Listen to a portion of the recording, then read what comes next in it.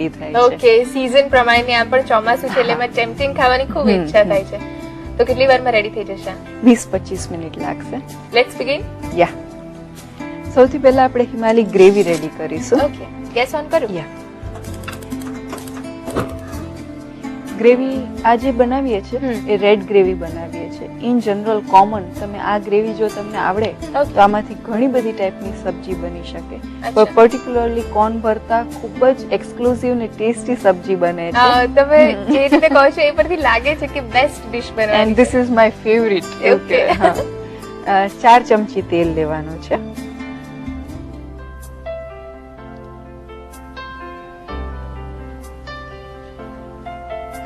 Spicy થશે? હા, medium spicy થશે.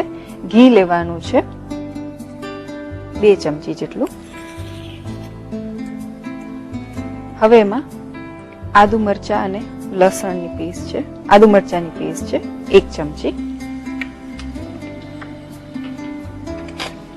લસણ પીલ કરીને લઈશું. ઓકે, ક્રશરમાં હા, ફ્રેશ અને ફ્રેશ કરીએ છીએ. 4 કળી જેટલું છે લસણ.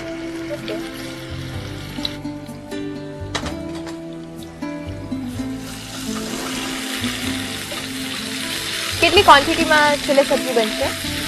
આમાંથી તમે 4 પર્સન સર્વિંગ તમે આને કરી શકો એટલી ગ્રેવી રેડી થશે. હવે આમાં ઓનિયન પેસ્ટ છે, 3 મીડિયમ સાઇઝની ડુંગળીને ક્રશ કરી લીધી છે, કાચી જ છે ડુંગળી, આમાં એડ કરીશું.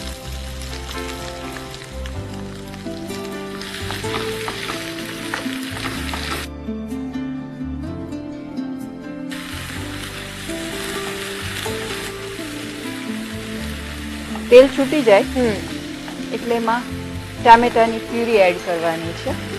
4 નંગ ટામેટા છે મીડિયમ સાઇઝના, એને બ્લાન્ચ કરી અને એને પ્યુરી કરી લીધા છે, આમાં એડ કરીશું.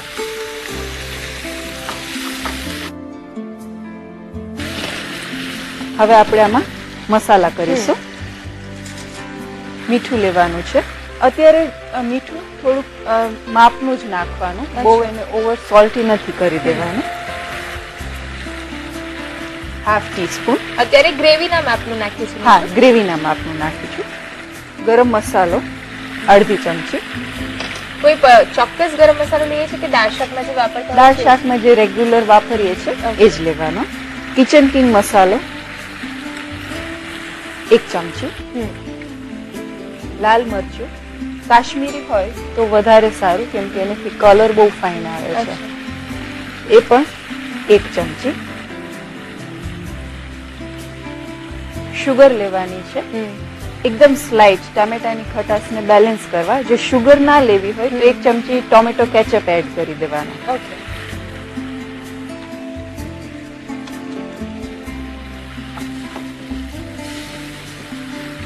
થોડું કુક થાય પછી આમાં આપણે બાઇન્ડિંગ એજન્ટ યુઝ કરવાનું છે. અચ્છા, સ્લાઇટલી હવે તેલ છૂટું પડ્યું છે. હવે આમાં આપણે કાજુ, ખસખસ અને મગજ તરીની પેસ્ટ છે જે એકદમ એસેન્શિયલ છે, આ હોવી જ જોઈએ. હા, તો જ એનું સરસ બાઇન્ડિંગ આવશે.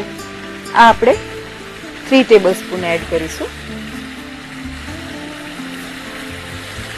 જો આ એડ નથી કરતા તો ગ્રેવી બનતી હોય ત્યારે તો ખ્યાલ નથી આવતો, પણ જ્યારે એને સર્વ કરીને ઠંડી થઈ જાય પછી કે પાણી રેલાતું હોય. હા, બસ એ જે પ્રોબ્લેમ થાય છે કે પંજાબી સબ્જીમાં બાઇન્ડિંગ તમે નહીં નાખો કોઈ તો એ જ સબ્જી બનશે ત્યારે પાણી છૂટશે અને તમે તેલ વાપર્યું હશે દેખાશે નહીં.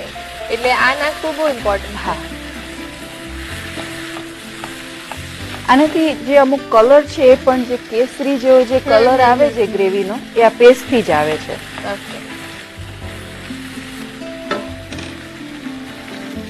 હવે આમાં એટ ધ લાસ્ટ કસૂરી મેથી નાખીશું. અચ્છા, એટલે આ ગ્રેવીનું લાસ્ટ સ્ટેપ છે. હા, એકદમ ઓછી એટલે ચપટી જેટલી, અને આની અંદર આવી રીતે હાથથી મસળી નાખી દેવાની છે. મસાલાની, કસૂરી મેથીની બધાની સ્મેલ બહુ સરસ આવી રહી છે. હવે ગેસ ઓફ કરી દેવાનો છે. ગ્રેવી ઓલમોસ્ટ રેડી થઈ ગઈ છે.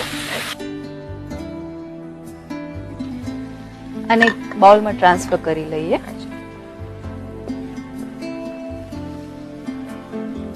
રેસ્ટોરન્ટમાં જેવી મળે છે ગ્રેવીનું જે કલર હોય છે, લસ્ટર હોય છે, થિકનેસ હોય છે, સેમ એવું જ અત્યારે દેખાઈ રહ્યું છે.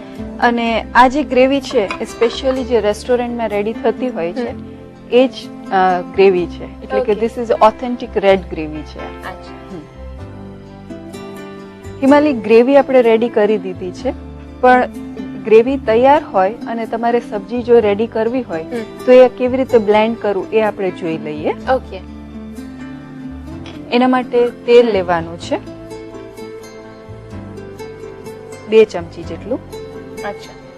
પંજાબી સબ્જી બનાવતા હોય ત્યારે એનો ફરીથી તડકા કરવો ખૂબ જ એસેન્શિયલ હોય છે. ઓકે, એટલે એકવાર તો આપણે જે ગ્રેવી રેડી કરી એમાં વઘાર કર્યો છે, પણ આ ઉપરથી બીજી રીતે કરીએ છીએ. એને ફરીથી આપણે સબ્જીને એને બ્લેન્ડ કરવા માટે આપણે ફરીથી એક વખત વઘાર કરીશું, અને જે આપણે ચડિયાતા જે મસાલા નાખીશું ને એનેથી ખૂબ જ સરસ એનો ટેસ્ટ આવશે. એટલે નોર્મલી પણ પંજાબી સબ્જી જે રેડી કરવી હોય તે આવી રીતે 2 પાર્ટમાં કરવાની, એક ગ્રેવી વાળું જે પ્રોસેસ છે અને એક આ બીજી. અગેન તડકા માટે આદુ મરચાની પેસ્ટ લેવાની છે.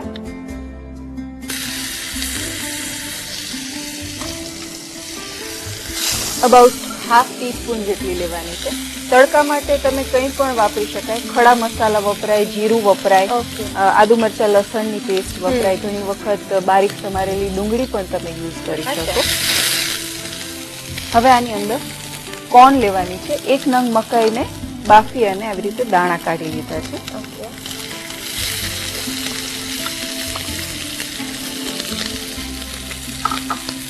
સાથે કેપ્સિકમ લેવાનું છે. 1 નંગ કેપ્સિકમ છે.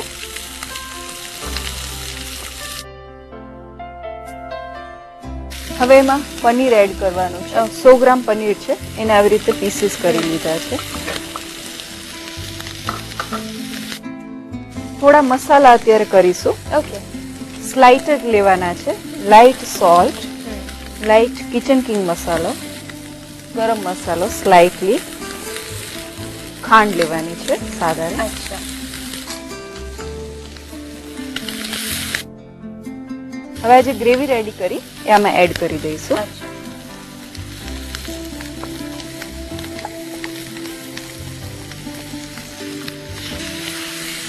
આમાં હવે અત્યારે થોડું પાણી એડ કરવાનું છે.